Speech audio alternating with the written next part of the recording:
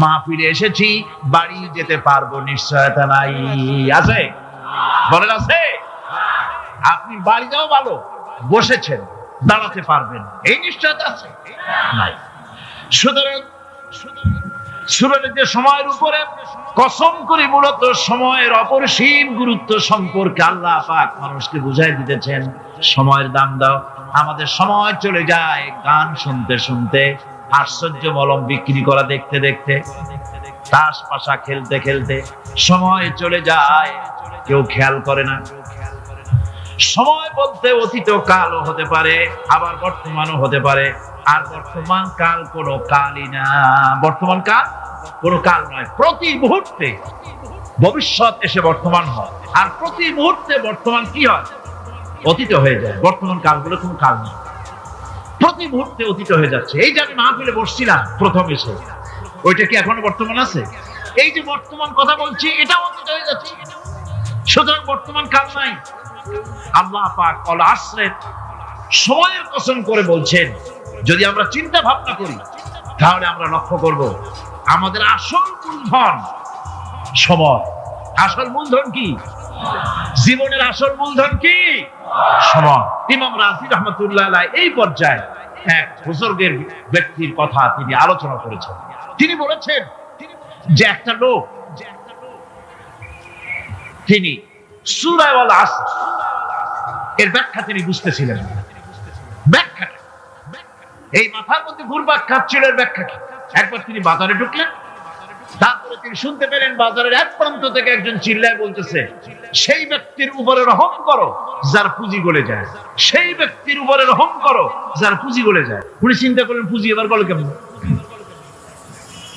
উনি দৌড়ে গেলেন, যায় দেখেন যে যে ব্যাটা চিল্লাচ্ছে সে হচ্ছে বরফ বিক্রেতা। কি বিক্রেতা?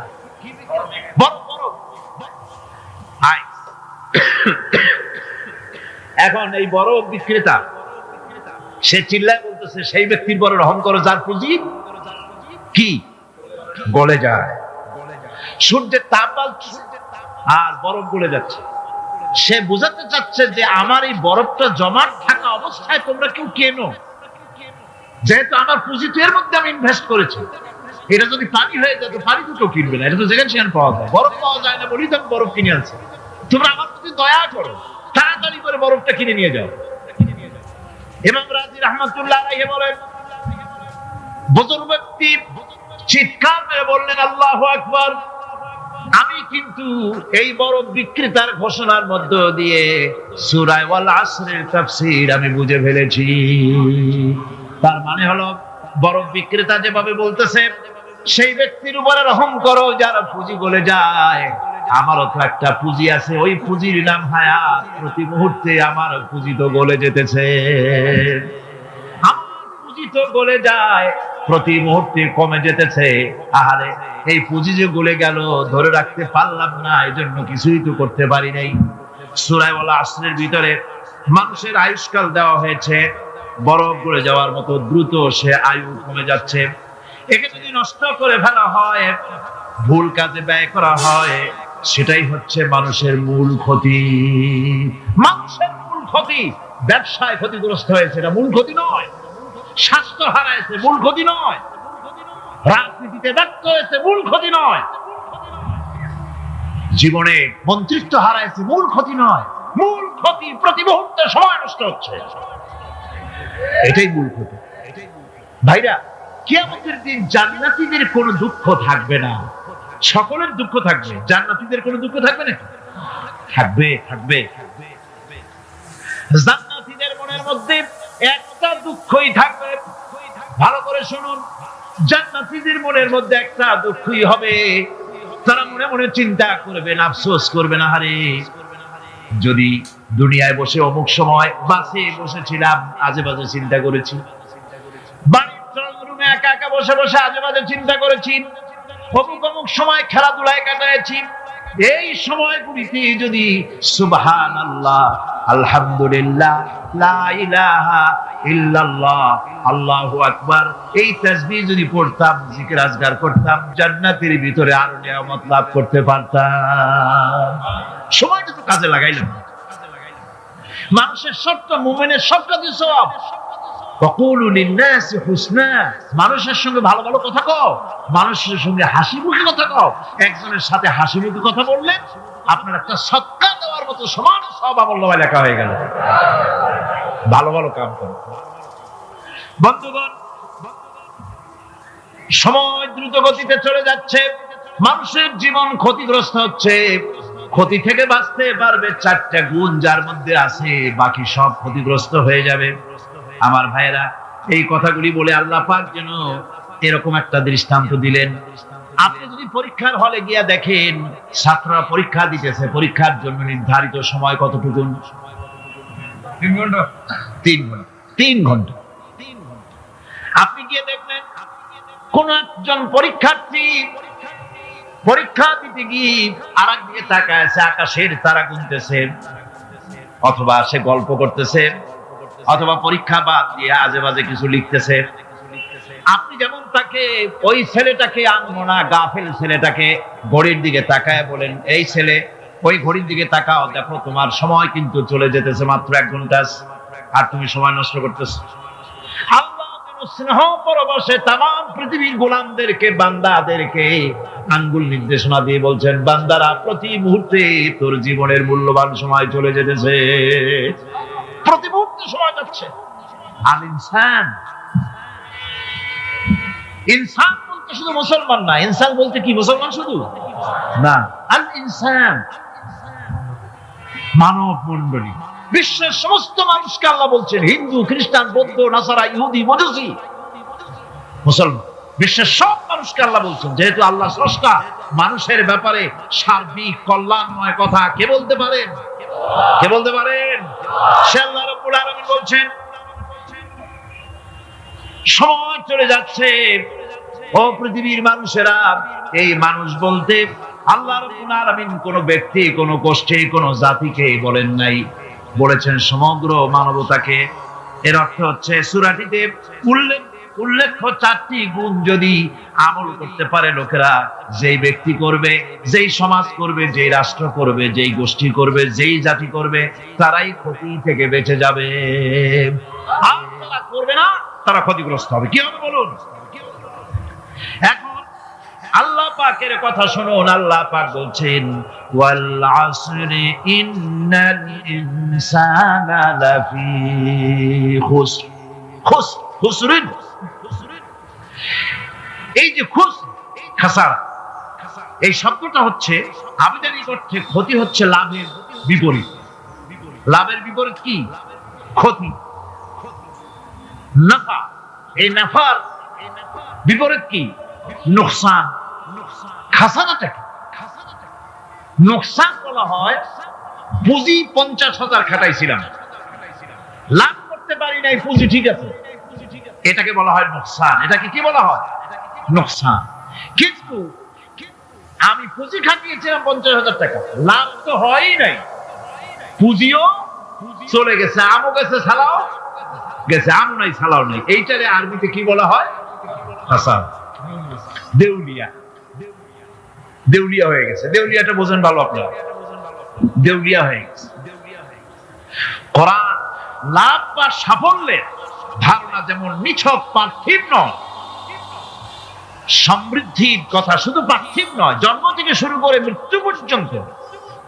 কোরআনের লাভের কথা যখন বলা হয় তখন জন্ম থেকে মৃত্যু পর্যন্ত, আখিরাত পর্যন্ত, কিয়ামত পর্যন্ত। ক্ষতিটাও জন্ম থেকে শুরু করে মৃত্যু পর্যন্ত, কিয়ামত পর্যন্ত ক্ষতিটাও। এই ক্ষতি থেকে বাঁচবার জন্য কোরআনে কারিমে বিভিন্ন জায়গায় এই খাসারা শব্দ ব্যবহার করা হয়েছে। আল্লাহ রাব্বুল আলামিন বলছেন, ওয়ামান খাফফাত মাওয়াজিনুহু ফাউলাইকাল্লাযীনা খাসিরু আনফুসাহুম বিমা কানু বিআয়াতিনা ইয়াযলিমুন। যাদের পাল্লা ভারী হবে কিয়ামতে তারাই হবে সফলকাম, আর যাদের পাল্লা হালকা হবে, নেকির পাল্লা যাদের হালকা হবে তারা হবে ক্ষতিগ্রস্ত। তারা নিজেদের ক্ষতি নিজেরাই ক্ষতি সাধনকারী হবে কিয়ামতের দিন। কাজে মানুষের জীবনের সমুদয় কার্যাবলীর ভালো অংশ যদি খারাপ অংশের উপরে বিজয়ী হয়, তারপরে খারাপ অংশ পাওনাদারদের দিয়ে টিয়া, এরপরে যদি নেকি কিছু বাকি থাকে তাহলে বোঝা গেল লোকটা কিয়ামতে নাজাত পাবে। আর যদি ভালো কাজের উপরে খারাপ কাজ বিজয়ী হয়ে যায় আর সমস্ত পাওনাদারদেরকে পাওনা মিটাইয়া তারপরও পাপ বাকি থেকে যায়, এক চাইতে খাসারা পৃথিবীতে আকাশে জমিনে কিছু আর হবে না। এর থেকে বাঁচার জন্য আল্লাহ পাক এই খাসারা থেকে বাঁচার জন্যই মানুষকে এই কথা বলছে। এই কথা দিয়ে কোরআনে কারীমের অন্য একটি আয়াতে আরো সুন্দর করে বলা হয়েছে, যারা নাকি এই দুনিয়ার বুকে যারা নিজেদের পুঁজি খাটাইছে, জীবনের পুঁজি সুদ কামাইতে খাটালো, জীবনের পুঁজি খাটালো হারাম কামাইয়ের ভিতরে, অন্যায় কাজের ভিতরে, যারা জীবনের পুঁজিকে আল্লাহ দ্বীনের কাজে লাগাতে পারে নাই, তাদের সম্পর্কে বলা হচ্ছে হাসিরাত দুনিয়া ওয়াল আখিরাতা যালিকা হুয়াল খুসরানুল মুবিন। হাসিরাত দুনিয়া ওয়াল আখিরাত, দুনিয়াও ক্ষতিগ্রস্ত, আখিরাতেও ক্ষতিগ্রস্ত। এটা হচ্ছে তার জন্য সুস্পষ্ট ক্ষতি, এর থেকে বড় ক্ষতি আর কিছুই হতে পারে না। আল্লাহ পাক কোরআনে কারীমে অন্যত্র বলেছেন وَنُنَزِّلُ مِنَ الْقُرْآنِ مَا هُوَ شِفَاءٌ وَرَحْمَةٌ لِّلْمُؤْمِنِينَ وَلَا يَزِيدُ الظَّالِمِينَ إِلَّا خَسَارًا। আমি এই কোরআন অবতরণের পরিক্রমায় এমন সব বিষয় অবতীর্ণ করেছি যা মুমিনদের জন্য নিরাময় এবং তাদের জন্য রহমত, আর জালিমদের জন্য ক্ষতি ছাড়া আর কিছুই বৃদ্ধি পায় না। জালিমদের জন্য ক্ষতি বৃদ্ধি পায়, আর যারা মুমিন তাদের জন্য এর মধ্যে নিরাময় আছে, এর মধ্যে রহমত আছে। অর্থাৎ যারা এই কোরআনকে যারা নিজেদের আইনের কিতাব হিসেবে গ্রহণ করেছে, কোরআনকে তাবিজের কিতাব হিসেবে নয়, ধর্মীয় কিতাব হিসেবে নয়, কোরআন সংবিধান। কোরআন কি?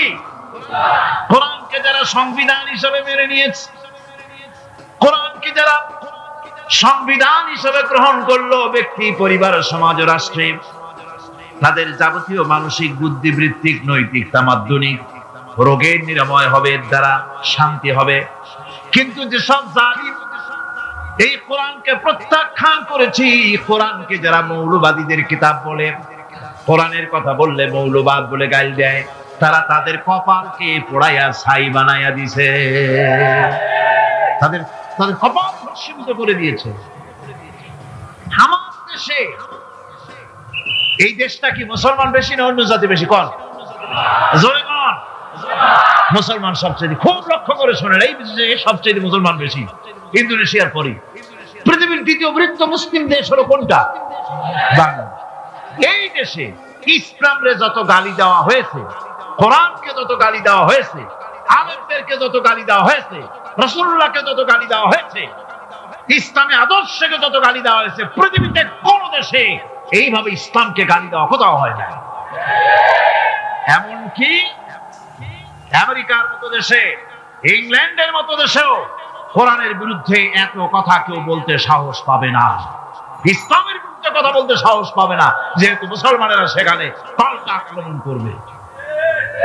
আর আমার দেশে মুসলমানের ঘরের সন্তান হইয়া ইসলামের বিরুদ্ধে তারা বক্তব্য রাখে। মৌলবাদ জিকির উঠে গেছে।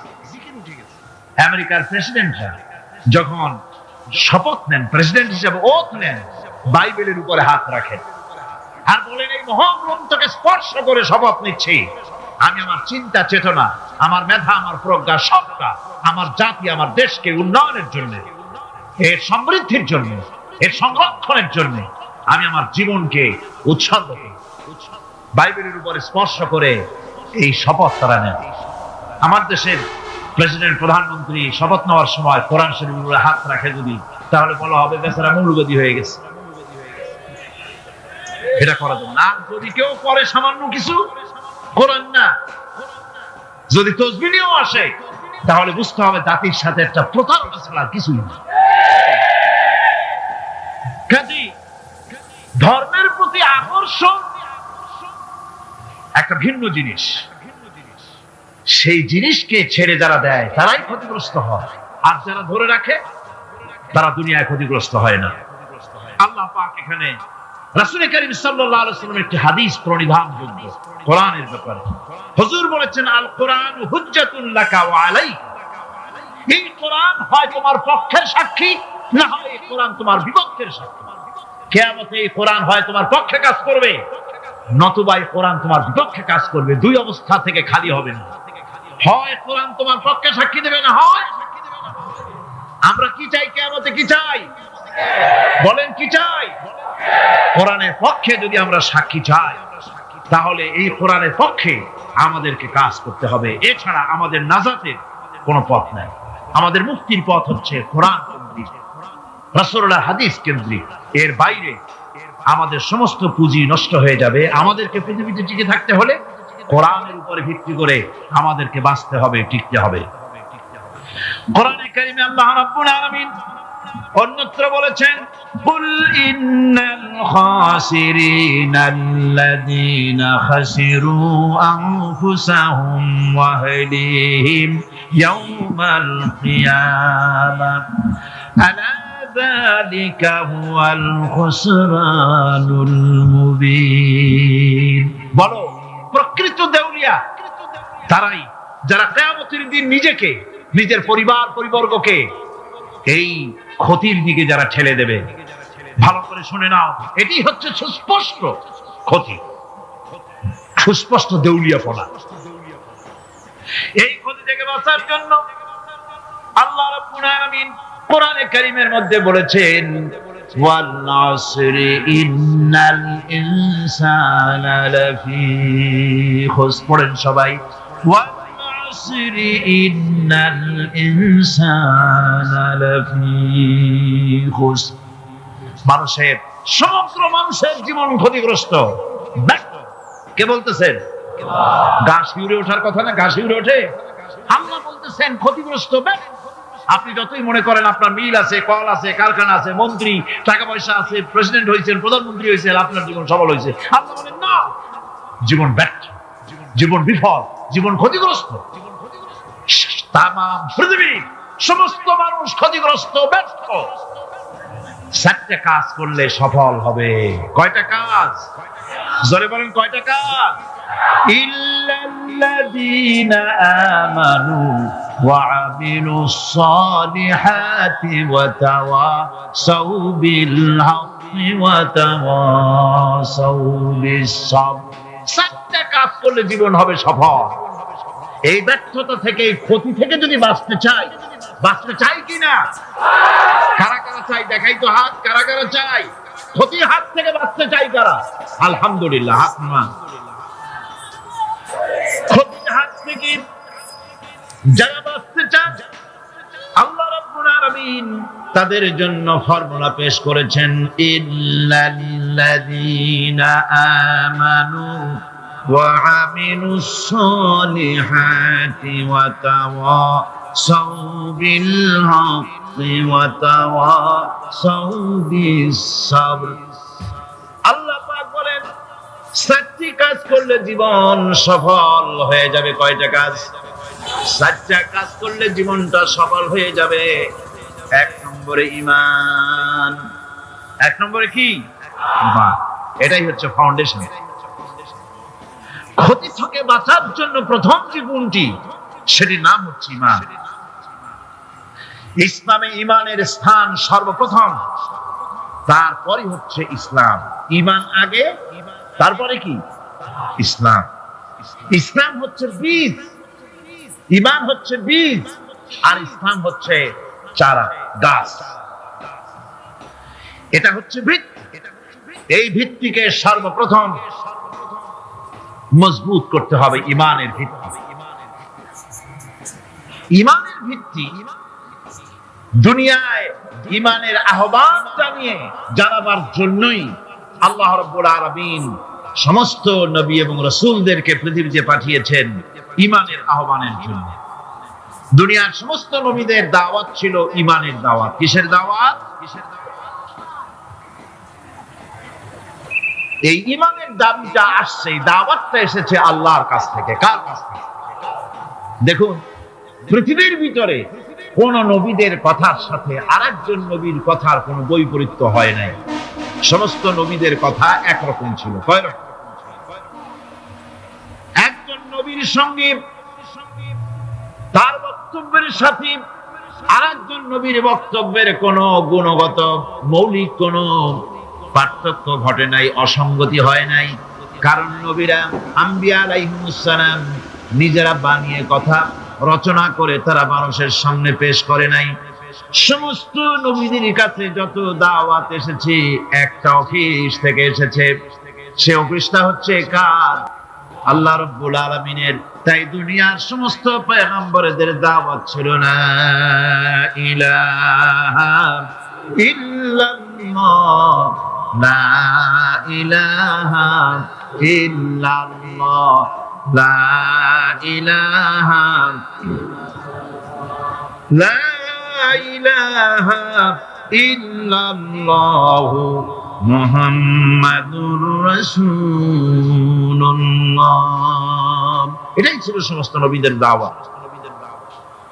কোরআনে কারীম তার ধারক এবং বাহক সম্পর্কে বলে যে তিনি যে দাওয়াত দিয়েছেন সে দাওয়াতটা হলো ঈমানের দাওয়াত। আমাদের নবী তিনি এসে যে দাওয়াত দিয়েছেন সে দাওয়াতটা কিসের? কোরআনে কারীম বলছে ربنا إننا سمعنا مناديا ينادي للإيمان। হে আমাদের রব, নিশ্চয়ই আমরা এমন একজন আহ্বায়কের আহ্বান শুনেছি যিনি আমাদেরকে ঈমানের দাওয়াত দিয়েছেন। এমন কোন পয়গম্বর নাই দুনিয়ায় যিনি ঈমানের দাওয়াত দেন নাই। সকলেই ঈমানের দাওয়াত মানুষের সামনে, বিশ্ববাসীর সামনে পেশ করেছেন। কোরআনে হাকিম স্পষ্ট একটা সীমারেখা দুনিয়ার মানুষের সামনে পেশ করে পৃথিবীর মানুষগুলিকে দুটি শ্রেণীতে বিভক্ত করে দিয়েছে। একটি হচ্ছে ঈমান পোষণকারী, আরেকটি হচ্ছে অবিশ্বাসী। একটা ঈমান পোষণকারী আর একটা অবিশ্বাসী। ঈমান পোষণকারীরা সত্যশ্রয়ী, তারা হচ্ছে জ্ঞান এবং নূরের সম্পদে সমৃদ্ধ। আর তৃতীয় দলটি হচ্ছে কাফের, জালিম, মূর্খ। তারা হেদায়েতের রাস্তা তাদের জন্য অবরুদ্ধ। কোরআনে কারীম এই দুইটি দল সম্পর্কে উল্লেখ করতেছেন মাসালুল ফারিকাইনি কাল আ'মা ওয়াল আসাম্মি ওয়াল বাসীরি ওয়াস সামিম হাল ইয়াস্তাবিয়ানি মাসালান আফালা। কোরআন শরীফ বলছে হাল يستويان مثلا أفلا تذكرون।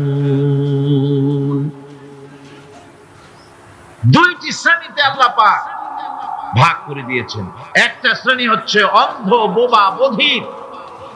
আরেকটি যারা শুনতে পায়, চোখে দেখতে পায়। এই দুটি কখনো এক নয়, সমান নয়। এই দুটির রাস্তা আলাদা। কাফেরের রাস্তা আর ইমানদারদের রাস্তা সম্পূর্ণ ভিন্ন। আল্লাহ রাব্বুল আলামিন ঈমান এবং কুফরের পার্থক্য বলে দেওয়ার জন্য গোটা মানব জাতির মধ্যে স্পষ্ট করে বলেছেন লা ইকরাহা ফিদ-দীন ক্বাদ তাবায়্যানার রুশদু মিনাল গায়ব। দ্বীনের ব্যাপারে জোর জবরদস্তি নেই। এখানে হেদায়েতের পথ এবং গোমরাহি, হেদায়েতকে গোমরাহির পথ থেকে সম্পূর্ণ আলাদা করে দেওয়া হয়েছে। লা ইকরাহা ফিদ-দীন, দ্বীনের ব্যাপারে কোনো জোর জবরদস্তি নেই। যারা ধর্মনিরপেক্ষবাদী তারা এই আয়াতটাকে নিজেদের মতবাদকে প্রতিষ্ঠার লক্ষ্যে অনেক সময় কাজে লাগায়। দুটি আয়াতকে তারা বেশি ব্যবহার করে। একটা হচ্ছে লাকুম দীনুকুম ওয়ালিয়া দীন, আর একটা হচ্ছে লা ইকরাহা ফিদ-দীন। এই দুইটি আয়াতকে ধর্ম নিরপেক্ষবাদীরা ব্যবহার করে।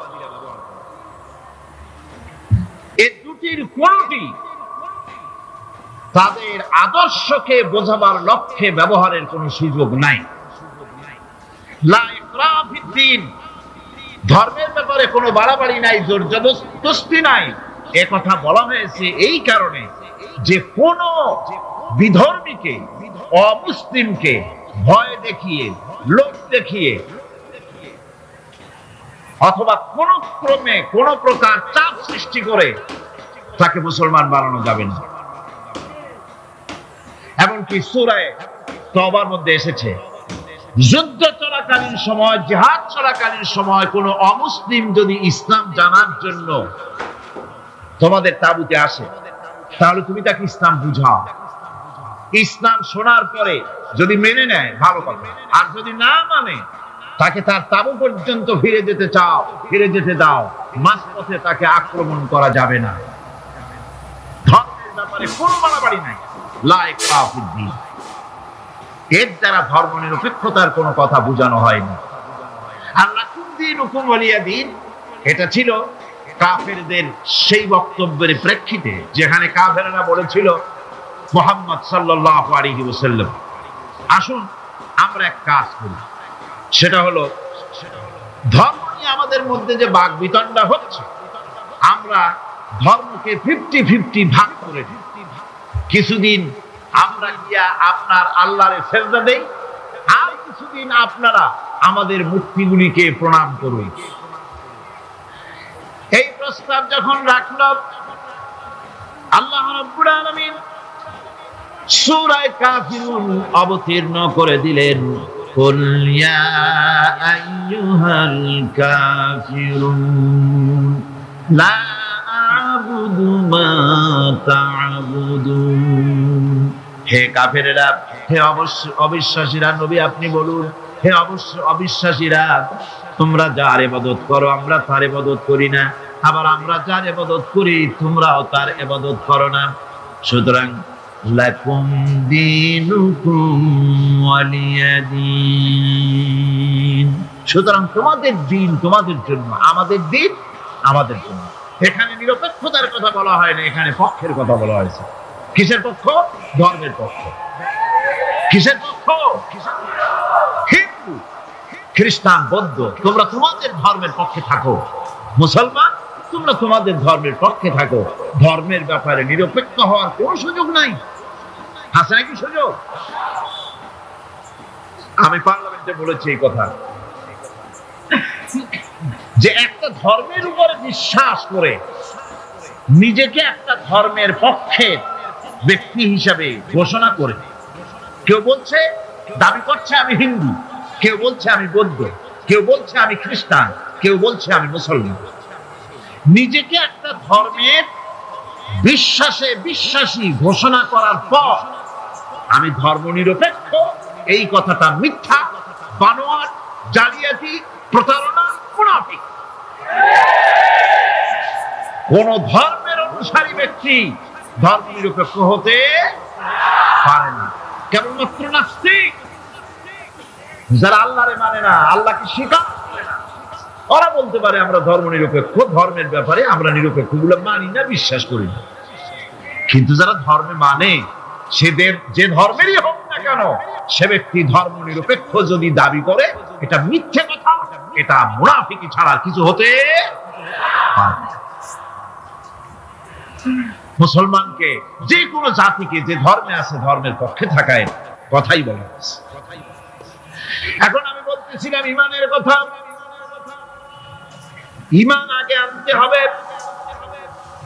ইমান সম্পর্কে আল্লাহ রাব্বুল আলামিন বলতেছেন, ইমান হলো আগে, তারপরে ইসলাম।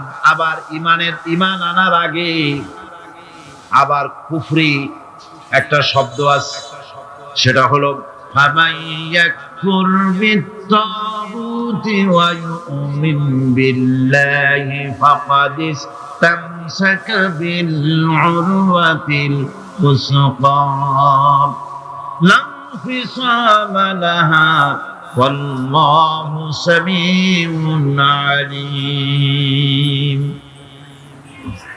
ফামান ইয়াকফুর বিত-তাগুত, যে ব্যক্তি তাগুতকে অস্বীকার করেছে, সর্বপ্রথম তাগুতকে অস্বীকার করতে হবে। ওয়া ইউমিন বিল্লাহ, আর এরপরে আল্লাহর উপরে যে ঈমান আনলো, ফাকাদ ইসতামসাকা বিল উরওয়াতিল উসফা, সে এমন এক শক্ত অবলম্বন ধারণ করলো যা তাকে কোনো কিছুই বিচ্ছিন্ন করবে না, ধ্বংস করে দেবেন। সুবহানাল্লাহ। এখন সত্যিকারের ইমানদারের পরিচয়টা কি? কোরআনে কারীম সত্যিকারের ইমানদারের পরিচয় এভাবে পেশ করতেছে, ইন্নামাল মুমিনুনা আল্লাযীনা আমানু বিল্লাহি ওয়া রাসূলিহি সুম্মা লাম ইয়ারতাবু وجاهدوا بأموالهم وأنفسهم في سبيل الله أولئك هم الصادقون। ইমানের দাবিতে সত্যবাদী কারা? ইন্নামাল মুমিনুনা আল্লাযীনা আমানু বিল্লাহি ওয়া রাসূলিহি, সত্যিকারের মুমিন তো তারা যারা নাকি ঈমান এনেছে আল্লাহর উপর এবং রাসূলের উপরে। এই ঈমান আনার পর সুম্মা লাম ইয়ারতাবু, এরপরে কোন সন্দেহে সে নিপতিত হয় নাই, কোন সন্দেহ তার মনের মধ্যে জায়গা পায় নাই, আর সে আল্লাহর রাস্তায় জিহাদ করেছে মাল দিয়ে, জান দিয়ে। উলাইকা হুমুস সাদিকুন, এরাই হলো ঈমানের দাবিতে সত্যবাদী। সুম্মা লাম ইয়ারতাবু, অথবা এক বিন্দু সন্দেহ মনের মধ্যে জায়গা দেয় নাই, অর্থাৎ ঈমান আনছি কার উপরে? আল্লাহর উপরে। কার উপরে? আর তার রাসূলের উপরে। আল্লাহ এবং রাসূলের উপরে ঈমান আনার পর যারা আল্লাহ এবং রাসূলের বিধান জীবনের সকল ক্ষেত্রে মানতে পারে নাই, তারাই সন্দেহে নিপতিত হয়েছে। কথা বুঝতে পেরেছেন? তাদের সন্দেহ এই কোরআন মানুষের জীবন, তার সম্পদ, তার রাজনীতি, তার অর্থনীতি পরিচালনা করতে পারে না। সেই জন্য ধর্মের ব্যাপারে কোরআন মানি, ধর্মের ব্যাপারে নামাজ আর রোজা মানি, কিন্তু রাজনীতিতে ধর্ম মানি না। এটাই হলো সন্দেহ। এটাই কি? সন্দেহ, অবিশ্বাস। জীবনকে তারা দুইটা ভাগ করেছে, এক ভাগ রাজনীতির জন্য, আর এক ভাগ কিসের জন্য? ধর্মের জন্য। আব্দুল্লাহর তেলাওয়াতের জ্বালায় এত জোরে তেলাওয়াত করে ঘুমাইতে পারি না, বিশ্রাম করতে পারি না। নবীজি বললেন, তোমরা আব্দুল্লাহকে তেলাওয়াত করতে দাও, যত খুশি জোরে তেলাওয়াত করুক। তার কারণ হলো তার ঈমানটা এত চড়া দামে ঈমান এনেছে, পরনের লুঙ্গিটাও আনতে পারে নাই।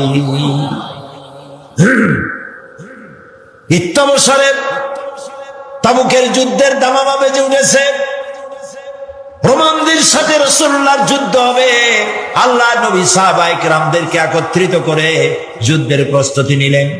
সমস্ত লোকেরা টাকা পয়সা দিল, মহিলারা সোনা দানা দিলেন, সবগুলি নিয়ে রাসূলুল্লাহ রওনা করলেন। 30,000 সৈন্য নিয়ে নবীজি রওনা করেছেন তাবুকের দিকে। আর 2 লক্ষ সৈন্য আসছে রোমানদের। কিছু দূর যাওয়ার পরে হযরত আব্দুল্লাহ নবীজির সামনে এসে দাঁড়ালেন, বললেন, ইয়া রাসূলুল্লাহ, সাহাবায়ে কিরাম পুরুষ আর নারীরা যা তাদের কাছে ছিল সব খুলে খুলে আপনাকে দিয়ে দান করেছে জিহাদের জন্য। আমার কাছে কিছুই নাই, আমি তো কিছু দিতে পারলাম না। হে রাসূল, আমি আপনার কাছে দোয়া চাই, আপনি আমার জন্য দোয়া করেন, আমি যেন এই জিহাদের ময়দানে আমার জীবনটা দিয়া যেন ইসলামকে সাহায্য করতে পারি। নবীজি বললেন, একটা গাছের বাকল নিয়ে আসো। হযরত আব্দুল্লাহ গাছের বাকল নিয়ে আসলেন। আল্লাহ নবী বাকলটা হযরতে আব্দুল্লাহর হাতে বেঁধে দিয়ে বললেন, আয় আল্লাহ, আমি আব্দুল্লাহ রক্তকে কাফেরদের জন্য হারাম করে দিলাম। হযরত আব্দুল্লাহ কেঁদে উঠলেন, বললেন, ইয়া রাসূলুল্লাহ, আমার আশা ছিল জিহাদের ময়দানে যুদ্ধ করে শহীদ হয়ে জান্নাতে যাব, আর আপনি আমার রক্ত কাফেরদের জন্য হারাম করে দিলেন। আল্লাহর নবী বলেন, আব্দুল্লাহ, কোনো চিন্তা করো না, এখন যদি তোমার জ্বরেও মৃত্যু হয়, ঘরের মধ্যে বসে আল্লাহ তোমাকে শাহাদাতের দরজা দিবে। তাবুকের প্রান্তরে সাহাবায়ে কেরাম উপস্থিত হলেন। রোমান 2 লক্ষ সৈন্যরা, আল্লাহ নবী নিজে এসেছেন শুনে ভয়তে পালিয়ে গেল। বিনা যুদ্ধে জায়গা দখল হয়ে গেল। নবীজি সেখানে 20 দিন অপেক্ষা করলেন, চতুর্দিকে দ্বীনের দাওয়াত ছড়াতে লাগলেন। একদিন নবীর কানে খবর গেল, আয় আল্লাহর নবী, ওই যে আব্দুল্লাহ যার হাতে আপনি বাকল পরিয়ে দিয়েছিলেন, ওই আব্দুল্লাহ আজকে রাতে কয়েকদিন জ্বর ভোগার পরে তিনি ইন্তেকাল করেছেন। নবীজি তাকে গোসল এবং কাফনের ব্যবস্থা করতে লাগলেন, করতে বললেন, এবং নিজে গিয়ে জানাজার ব্যবস্থা করবেন বললেন। কবর খোঁড়া হলো, কবরের পাশে একজন ছোট্ট একটা লাইট নিয়ে দাঁড়ায় আছেন, টিম টিম করে জ্বলছে। দুইজন সাহাবী আব্দুল্লাহকে হাতে উঁচু করে ঘাড়ে করে বহন করে আনতেছেন, আর কবরের ভিতরে একজন দাঁড়ায় গেছেন লাশ ধরার জন্য। যিনি কবরের ভিতরে দাঁড়ানো, তিনি বলতেছেন, তোমরা লাশ বহন করে যারা আনতেছো, তোমার ভাইকে আস্তে আস্তে আনো, যেন তোমার ভাইয়ের সঙ্গে যেন বেয়াদবি না হয়। কবরের ভিতরে দাঁড়িয়ে যিনি আব্দুল্লাহ লাশ ধরে কবরে শোয়াই দিলেন, তিনি আর কেউ নন, তিনি রহমতের নবী, বিশ্ব নবী মুহাম্মদুর রাসূলুল্লাহ। নিজ হাতে কবরে শোয়াই দিলেন। বহন করে যারা এনেছিলেন তারা হলেন আবু বকর, ওমর রাদিয়াল্লাহু তাআলা আনহুমা, আর আলো নিয়ে যিনি দাঁড়িয়েছিলেন তিনি হযরত বেলাল। কবরের ভিতরে আব্দুল্লাহকে শুইয়ে দিন, তার উপরে মাটির আচ্ছাদন দিয়ে নবীজি দুইখানা হাত আল্লাহর দরবারে তুলে ধরে বলেন, রব্বুল আলামিন, আজকের সন্ধ্যা পর্যন্ত আমি আব্দুল্লাহর উপরে খুশি ছিলাম, রাজি ছিলাম। আয় আমার আল্লাহ, তুমি আব্দুল্লাহর প্রতি খুশি আর রাজি হয়ে যাও। হযরত আব্দুল্লাহ ইবনে মাসউদ রাদিয়াল্লাহু তাআলা আনহু তিনিও সেখানে উপস্থিত ছিলেন। তিনি কেঁদে উঠে বললেন, আহারে, আজ যদি আব্দুল্লাহ লাশ না হইয়া আমার লাশটা যদি হইতো, ভাগ্য ভালো হয়ে যেত। নবীজি বলছেন, আয় আল্লাহ, আজকের সন্ধ্যা পর্যন্ত আমি আব্দুল্লাহর উপরে রাজি, তুমি আব্দুল্লাহর প্রতি রাজি হয়ে যাও। সুবহানাল্লাহ। প্রিয় ভাই সব, একজন সাহাবী রাসূলকে যে সম্মান দিয়েছে, ভালোবাসা দিয়েছে, সারা দুনিয়ার মানুষ এই ভালোবাসা একত্রিত হয়ে দিতে পারবে না। সুতরাং ইয়া নবী সালামু আলাইকার মধ্যে মহব্বত না, মহব্বত হলো রাসূলের দেওয়া আদর্শ বাস্তবায়িত করার মধ্যেই মহব্বত। হক কথা বলার জন্য রাসূল মার খেয়েছেন, সাহাবায়ে কেরাম মার খেয়েছেন। আমরা হক কথা বলতে ভয় পাই, অনেকে ভয় পান হক কথা বলতে। হক কথা বলতে যদি দাওয়াত না হয়, যত পারা যায় মাইজিয়া ঘষিয়া কথা কইয়া টইয়া কোন রকম বলে বালে যাবে দিন, পকেট ভরলেই হয়, ঠিক কিনা? পকেট ভরার কাম হাদিয়া তোহবার কাম। প্রিয় ভাই সব, এটা হাদিয়া তোহবার রাস্তা না, এ রাস্তা রক্ত পিচ্ছিল, এ রাস্তা বড় কঠিন, দান দান শহীদ হওয়ার রাস্তা, কাঁচা কলিজা চামড়ায় খাওয়ার রাস্তা। হযরত হামজা রাদিয়াল্লাহু তাআলা আনহুর কলিজা চাবায় খেয়েছিল কাফেররা। এই কষ্ট করার পর ইসলাম এসেছে।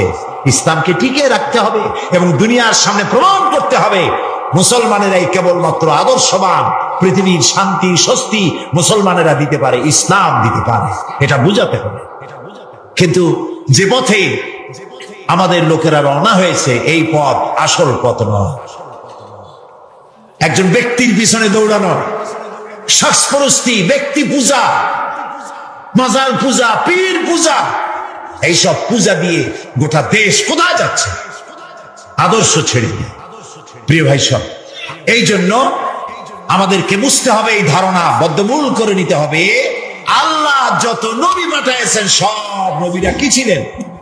মানুষ। বলেন সবাই।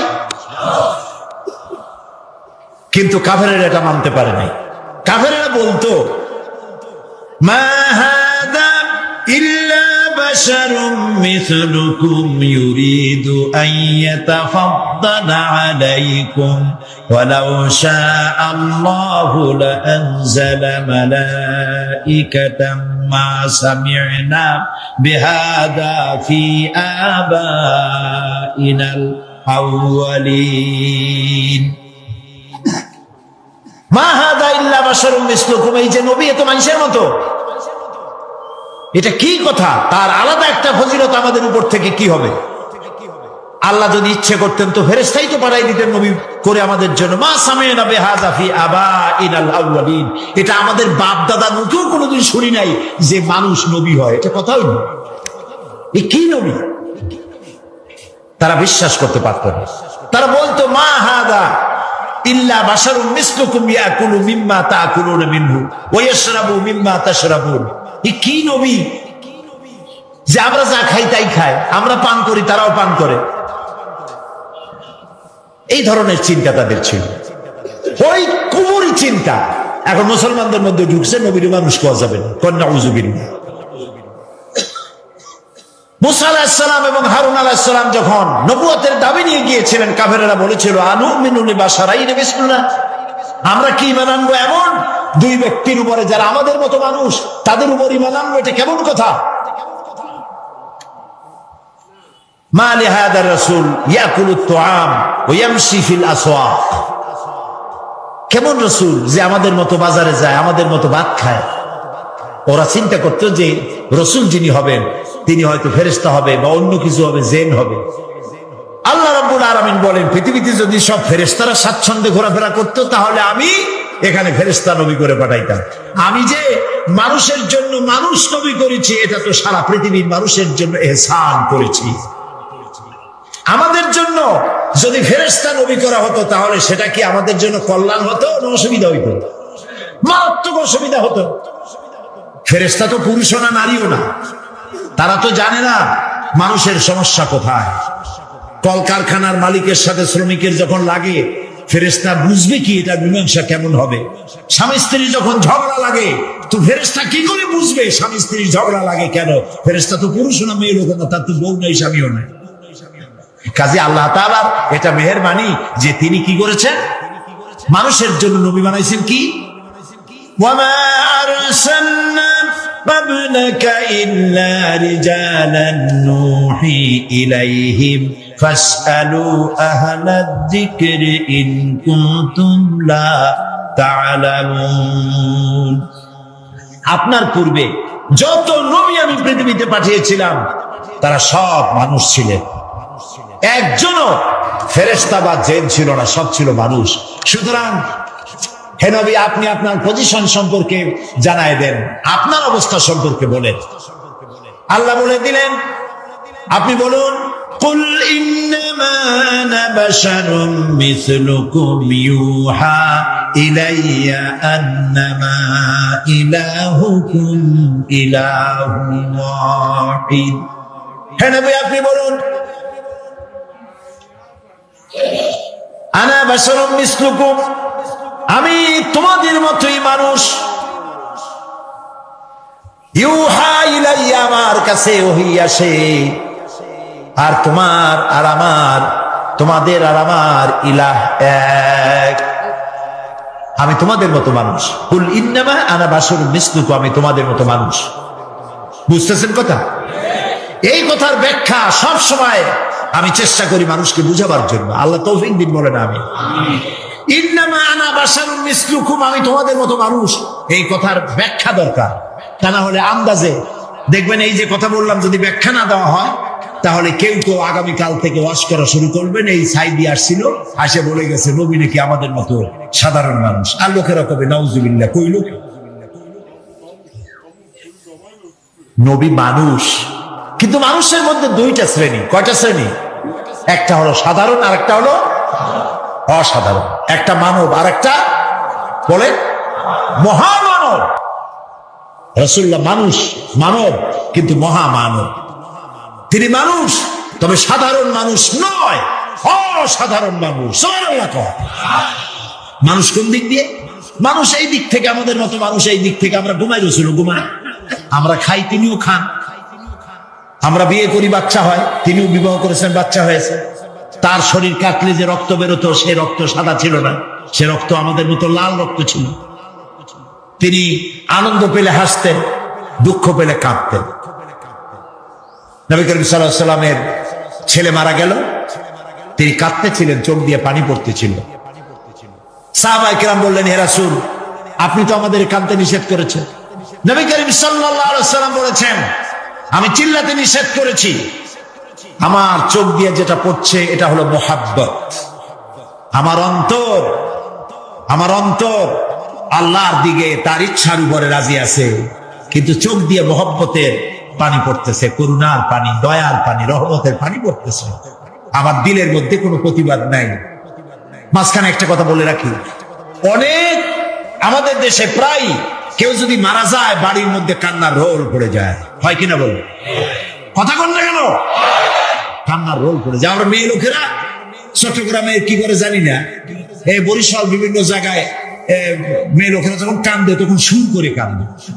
দুঃখের মধ্যে সুর আসে কেমনে আমি বুঝি না।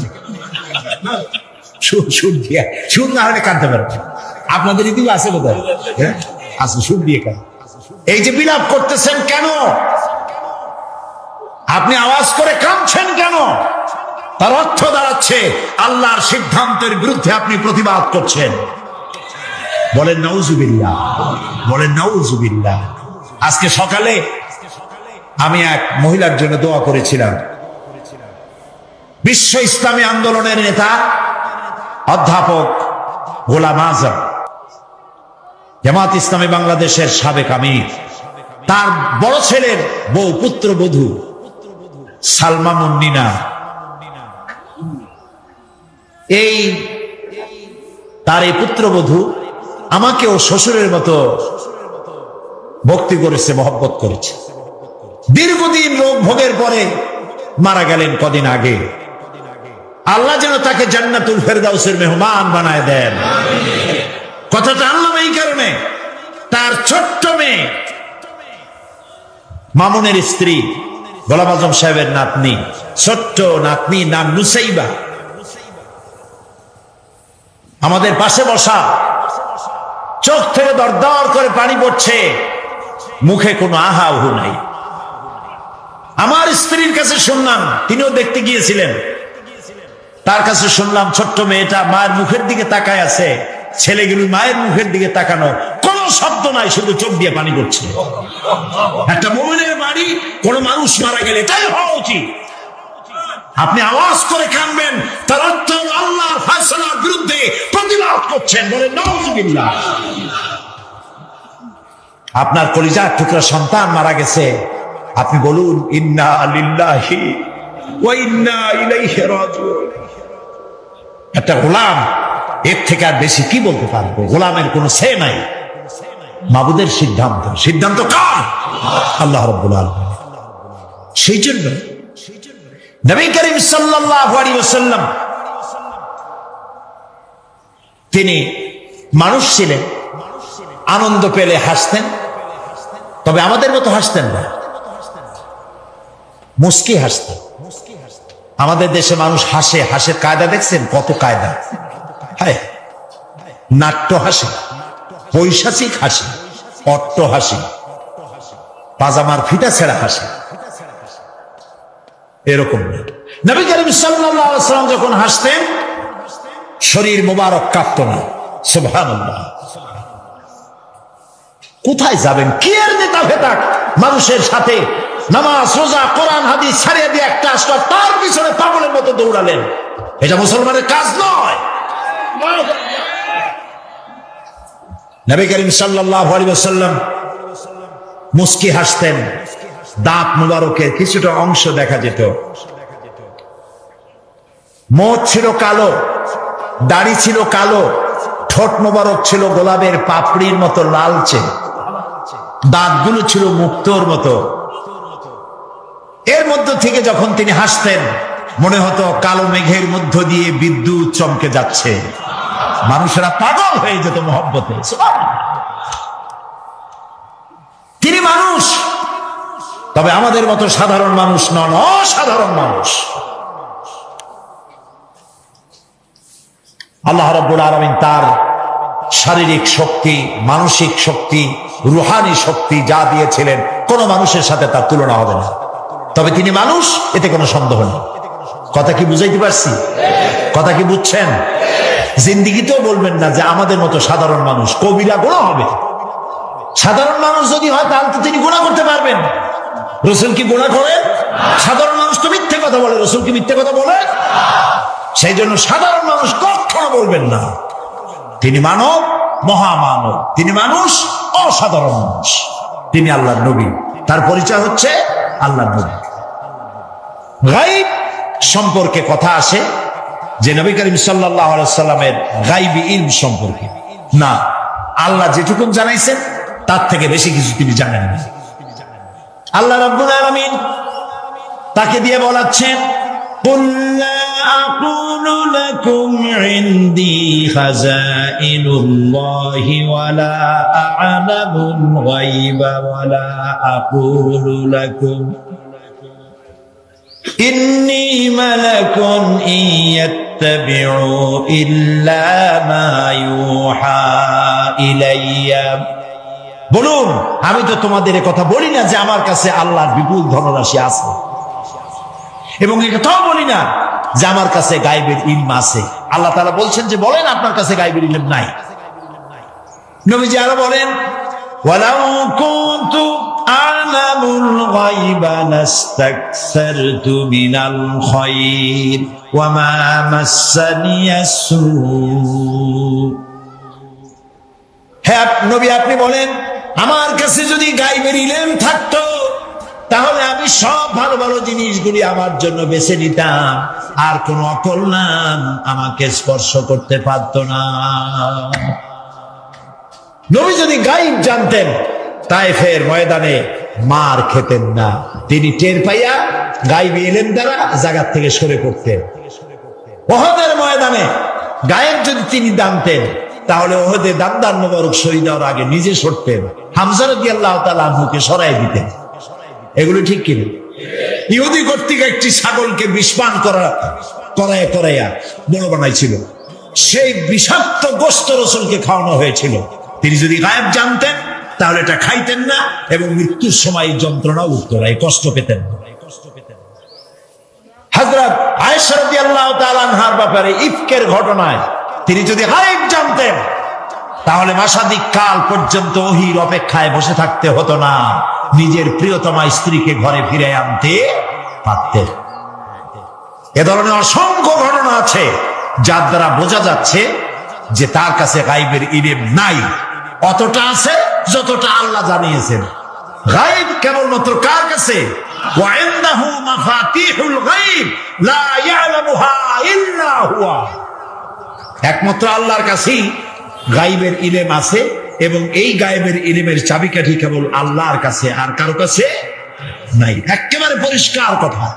সুতরাং গায়বের ইলমের ব্যাপারেও আমাদেরকে বিশ্বাস করতে হবে নবী ততটা জানেন যতটা তাকে আল্লাহ জানানো জরুরত বোধ করেছেন।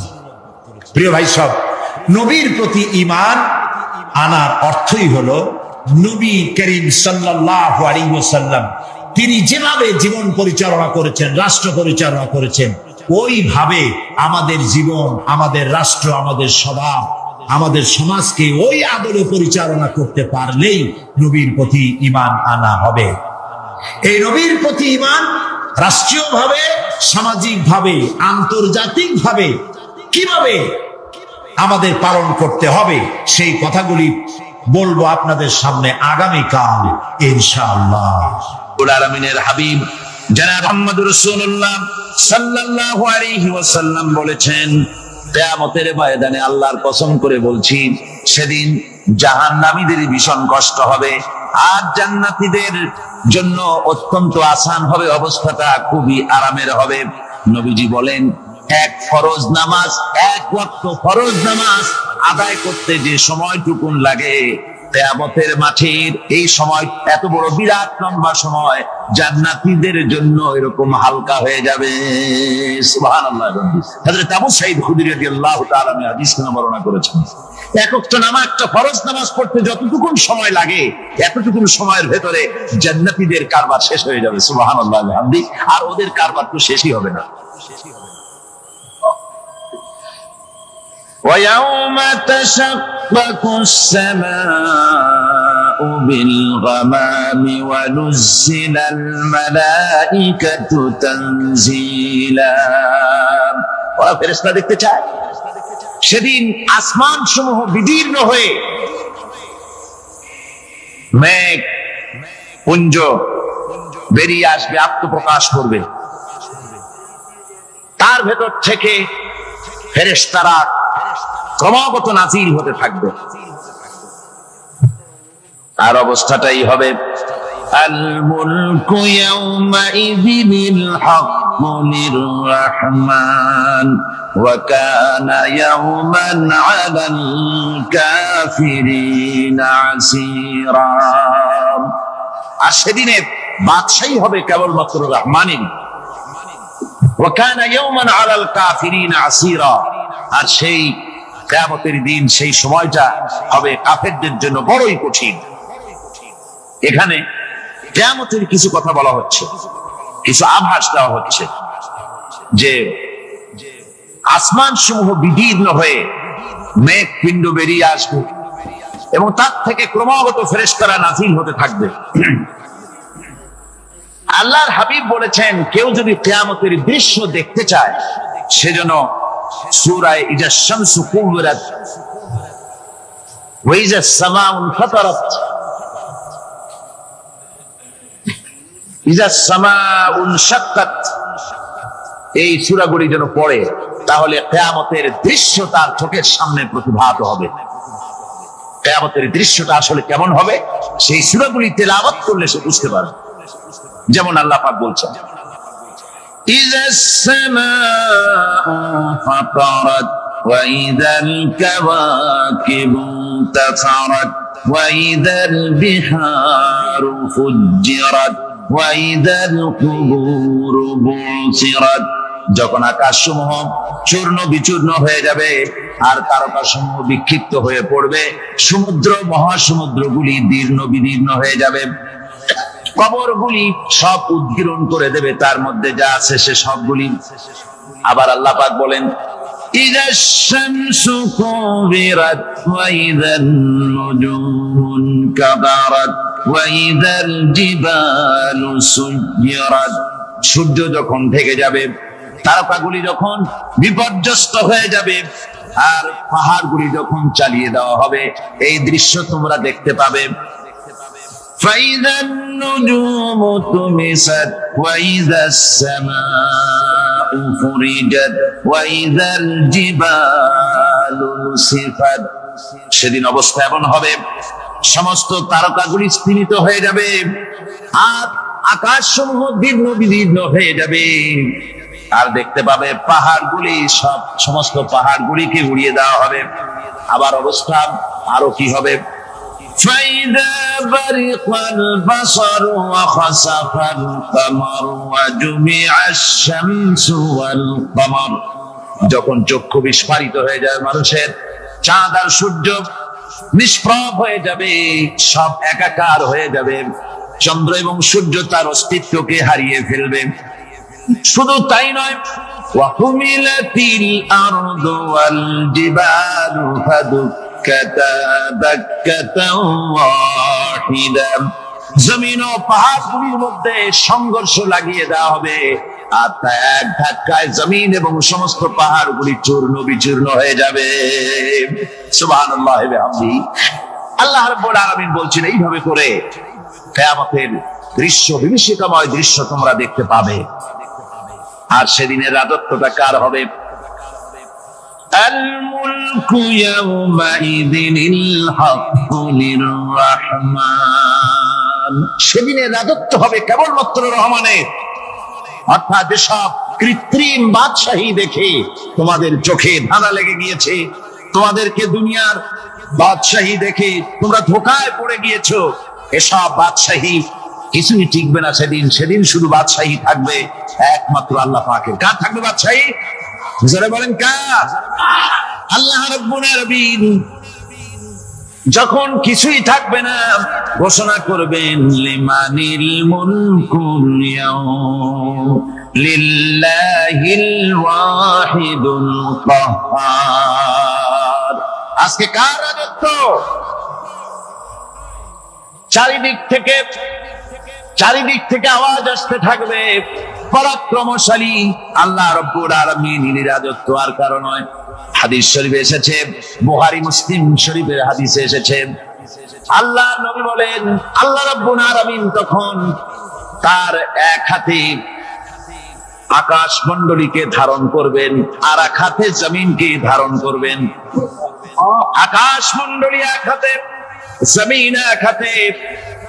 এভাবে আল্লাহ রাব্বুল আলামিন বলবেন, আইনাল জাব্বারুন আইনাল মুতাকাব্বিরুন। কোথায় সেই স্বৈরাচারীরা, কোথায় সেই দুর্বিনীত অহংকারী স্বৈরাচার যারা আমার জমিনের উপরে, আমার মানুষের উপরে রাজত্ব চালিয়েছে, তারা আজকে কোথায়? কোথায় সেই অহংকারীরা? আল্লাহ পাক সেদিন যে বলবেন, সেদিন তো বলবেন, কিন্তু দুনিয়ার মাঝেও স্বৈরাচার যারা, অহংকারী যারা, তাদের শাস্তি পৃথিবীর বুকেও দেন, আর সেদিন তো দিবেনি। কত স্বৈরাচার আমরা দেখলাম, কত অহংকারী দেখলাম, যাদের তর্জনী হেননে লক্ষ কোটি কোটি মানুষ উঠত আর বসত। তাদের জিল্লাতির সঙ্গে আল্লাহ রাব্বুল আলামিন কতজনকে বিদায় করে দিলেন। ফুলের মালা নিয়ে কুলাতে পারে নাই, পা থেকে শুরু করে গলা পর্যন্ত ফুলের মালা দিয়া ডুবাই দিল ভক্তরা। আবার আল্লাহ রাব্বুল আলামিন এমন শাস্তি দিলেন, ফুলের মালার পরিবর্তে জুতার মালা নিয়ে জেলের মধ্যে ঢুকাইয়া দিলেন। ঠিক কিনা? অহংকারী আর স্বৈরাচার যারা হয়, আল্লাহ পাক এভাবে তাদের দৃষ্টান্ত দেখিয়ে দেন। আমরা কত দেখলাম, 9 বছরের রাজা, 10 বছরের সাজা। পৃথিবীর বুকে যারা অহংকার করে, যারা স্বৈরাচার হয়, আল্লাহর আইনকে যারা বৃদ্ধঙ্গুষ্টি প্রদর্শন করে, আল্লাহ পাক তাদের জমিনেও দেখান। এখানে চূড়ান্ত ফয়সালা আল্লাহ করেন না, আসল ফয়সালার জায়গা তো আছেই, তবে এখানে নমুনা দেখায় দেন। কিন্তু মুশকিল হচ্ছে, ইতিহাসের সবচাইতে বড় শিক্ষা হলো, ইতিহাস থেকে মানুষেরা শিক্ষা গ্রহণ করে না। একজনে যে কাম করে বিপদে পড়ে, আর একজন এসে আবার সেই পথেই অগ্রসর হয়, নিশ্চিত মৃত্যুর পথে। আমার বন্ধুগণ, আল্লাহ পাক বলছেন, সেই দিন আমার রাজত্ব হবে, আর কারো রাজত্ব হবে না। وَكَانَ يَوْمًا عَلَى الْكَافِرِينَ عَسِيرًا। আর ওই দিনটা, ওই কিয়ামতের দিন হবে কাফেরদের জন্য সবচাইতে কঠিন। সবচাইতে কঠিন হবে কাদের জন্য? কাফেরদের জন্য। কাফের কারা? কাফের হচ্ছে তারা যারা নাকি আল্লাহর আইনকে অস্বীকার করেছে, আল্লাহকে অস্বীকার করেছে, আল্লাহর আইনকে অস্বীকার করেছে। ওরা কি? কাফের। কুফর শব্দের অর্থ হচ্ছে গোপন করা। এই জন্য অন্ধকার রাতকে আরবিতে কাফের বলা হয়েছে, অর্থাৎ যা সব জিনিসকে অন্ধকার দিয়ে ঢেকে দেয়। তো কুফর হচ্ছে সেই জিনিস যা মহাসত্যকে ঢেকে দেয়, সত্যকে, মহাসত্যকে ঢেকে দেয় যে জিনিস, সেটাকে কুফর বলা হয়। আর এই কাফের অন্ধকারে ঘুরে মরে, সে কোন আলোর খোঁজ পায় না। আল্লাহ রাব্বুল আলামিন বলেন, কাফেরদের কথা এখন শোনাচ্ছেন আল্লাহ পাক, ওয়াল্লাযীনা কাফারু আউলিয়াউহুমুত তাগুতু ইউখরিজুনাহুম মিনান নূরি ইলাজ যুলুমাত। যারা কাফের, যারা কুফরি অবলম্বন করেছে, তাদের সাহায্যকারী আর পৃষ্ঠপোষক হচ্ছে তাগুত। তাগুত বলা হয় সেই শক্তিকে, যে শক্তি শুধু নিজেই আল্লাহর আইন অমান্য করে বসে থাকে না, বরং অন্যদেরকে আল্লাহর আইন অমান্য করতে বাধ্য করে। ওদেরকে আরবিতে কি বলা হয়? তাগুত বলা। আর এই তাগুতের শক্তি, এই তাগুত হয় তার সাহায্যকারী, যা তাকে আলো থেকে টেনে অন্ধকারের ভেতরে নিয়ে যায়। আর কাফের হচ্ছে আল্লাহ পাকের ভাষায়, অর্থাৎ কোরআনের ভাষায়, কাফের হচ্ছে সবচাইতে নিকৃষ্ট প্রাণী, সবচাইতে নিকৃষ্ট জীব। মহাসত্যকে যারা অস্বীকার করেছে, যারা আল্লাহকে মানে না, যারা আল্লাহ কোরআনকে মানে না, যারা ইসলামকে স্বীকার করে না, তারা সবচাইতে নিকৃষ্ট প্রাণী। আল্লাহ রাব্বুল আলামিন বলেন, ইন্না শাররাদ দাওয়াবি ইনদাল্লাহিল্লাযীনা কাফারু ফাহুম লা ইউমিনুন। নিশ্চয়ই আল্লাহর জমিনে সব বিচরণশীল জীব যত আছে, আল্লাহ বলছেন আমার জমিনে বিচরণশীল জীব যত আছে তার মধ্যে সবচাইতে নিকৃষ্ট প্রাণী হলো যারা ঈমান আনে নাই, যারা বিশ্বাস করে না আমি আল্লাহকে, যারা পরকালকে বিশ্বাস করে নাই, যারা কোরআনকে বিশ্বাস করে নাই, যারা ইসলামকে বিশ্বাস করে নাই, পৃথিবীর মধ্যে তারা সবচাইতে নিকৃষ্টতম প্রাণী। আল্লাহ বলেন শুধু নিকৃষ্ট জনক নিকৃষ্ট প্রাণী বললেই সারে না, এরা হলো চতুষ্পদ জানোয়ারের মতো। কে বলতেছেন? আমি বলছি না, কিন্তু আল্লাহ পাক বলতেছেন চতুষ্পদ জানোয়ারের মতো কাফেরেরা। وَمَثَلُ الَّذِينَ كَفَرُوا كَمَثَلِ الَّذِي يَنْعِقُ بِمَا لَا يَسْمَعُ إِلَّا دُعَاءً وَنِدَاءً। এই কাফেরদের দৃষ্টান্ত হচ্ছে সেই রাখালের মতো, যে রাখাল তার পশুদেরকে ডাকে আর ওই পশুরা একটা ডাক শুনে মাত্র, কিন্তু কি যে বলে তা তো পশুতে বোঝে না। কথা বুঝতে পেরেছ? সুম্মুন বুকুমুন উমিয়ুন ফাহুম লা ইয়াকিলুন। এরা বোবা, এরা বধির, এরা অন্ধ, এ কারণেই কোনো কথা বোঝে না। এরা চতুষ্পদ জানোয়ারের চাইতেও নিকৃষ্ট। যাদেরকে আমি আল্লাহ বলেন, যাদেরকে আমি চোখ দিলাম, চোখ থাকতে হক দেখলো না, সব দেখলো। হক দেখে নাই চোখ দিয়া, এই চোখ দিয়া সব দেখলো। নারীর সৌন্দর্য উপভোগ করলো আর নারীর অঙ্গ প্রত্যঙ্গ নিয়ে নানা ধরনের গল্প লিখলো, কবিতা লিখলো, কিন্তু এই সৌন্দর্য যিনি দিলেন তারেও চিনল না। আছে না কত কবি আমাদের দেশে? আমার দেশের সেই কবি জাতীয় পুরস্কার পায় যে কবি নারীর বিশেষ বিশেষ অঙ্গ নিয়ে বেশি করে নির্লজ্জ কবিতা লিখতে পারে, ওই হলো সবচেয়ে বড় কবি। আমার বন্ধুগণ, একজন বুজুর্গ ব্যক্তি তিনি পথ দিয়ে যাচ্ছিলেন, তো সে পথে এক সুন্দরী যুবতী মেয়েকে দেখে সেই যুবতী মেয়ের দিকে এই বুজুর্গ ব্যক্তি এক নজরে তাকায় আছে।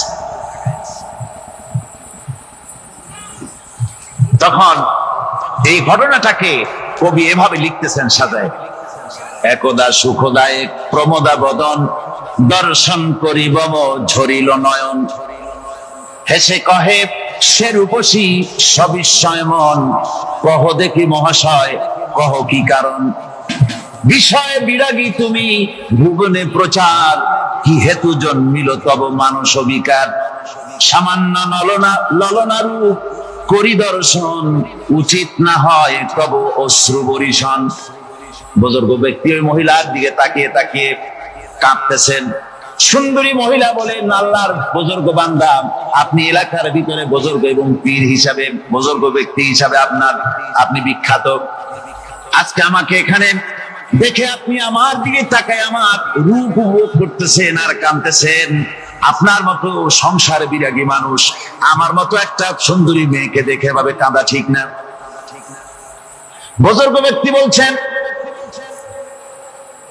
হেসে কহিলাম বলে করহ শ্রবণ, নেত্র ঝরে তব হেতু ভেব না এমন, যে শিল্পী রচিল ওই সুধাংশু বদন, তাহার তরে ঝরে নেত্র নয়নে জীবন।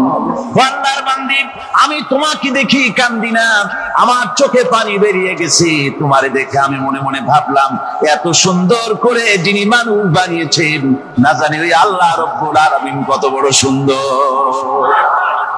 আমার ভাইরা, সুতরাং চোখ থাকতে ওরা আল্লাহ রাব্বুল আলামিনের কুদরত ওরা দেখে নাই, কান থাকতে কোরআনের আওয়াজ ওদের কানের মধ্যে ঢোকে নাই, বিবেক থাকতে আল্লাহর দ্বীনকে বুঝতে পারে নাই, চিন্তা করতে পারে নাই। আল্লাহ রাব্বুল আলামিন বলেন, উলাইকা কাল্লানাম, এরা হলো চতুষ্পদ জানোয়ার, বালহুম আদাল। শুধু জানোয়ার না, জানোয়ারের চাইতেও নিকৃষ্ট।